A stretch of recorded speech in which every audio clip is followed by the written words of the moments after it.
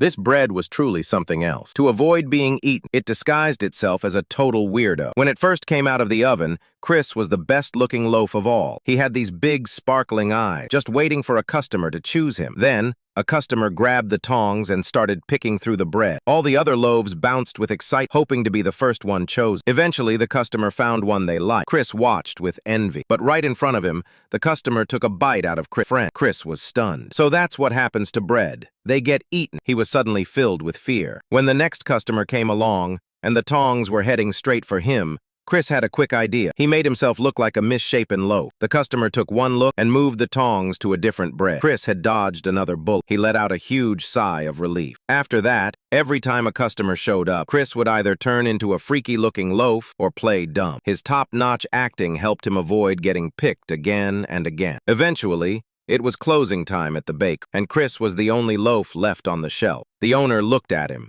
confused. He remembered everything had been the same. Same dough, same baking time. There was no reason this loaf shouldn't have sold. So, he picked up the bread to figure out what went wrong. Chris shut his eyes in fear. But as the owner took a bite, Chris transformed into an angel. If only he'd known that getting eaten would turn him into an angel, he wouldn't have bothered pretending to be a freak. If you enjoyed this story, don't forget to like, comment, and subscribe for more fun.